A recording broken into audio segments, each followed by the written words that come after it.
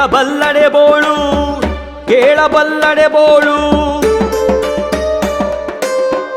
ಹೇಳಬಲ್ಲಡೆ ಬೋಳು, ಕೇಳಬಲ್ಲಡೆ ಬೋಳು, ಹೇಳಲು ಕೇಳಲು ಅರಿಯದಿದ್ದಡೆ, ಹೇಳಲು ಕೇಳಲು ಅರಿಯದಿದ್ದಡೆ.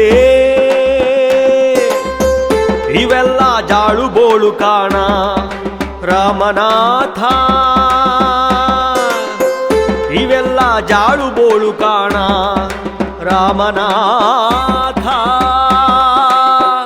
ರಾಮನಾಥ.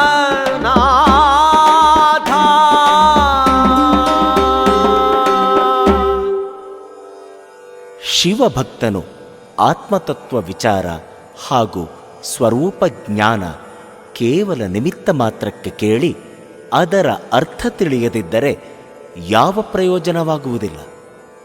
ಜ್ಞಾನಾಮೃತವನ್ನು ಗುರು ಹಿರಿಯರು ಮಾಡಿದ ಬೋಧನೆ ಭಕ್ತನು ಚಾಚೂ ತಪ್ಪದೆ ತನ್ನ ಜೀವನದಲ್ಲಿ ಅಳವಡಿಸಿಕೊಳ್ಳದಿದ್ದರೆ ಅವನ ಜೀವನ ಅರ್ಥಹೀನವಾಗುತ್ತದೆ ಎಂದಿದ್ದಾರೆ ದೇವರ ದಾಸಿಮಯ್ಯನವರು.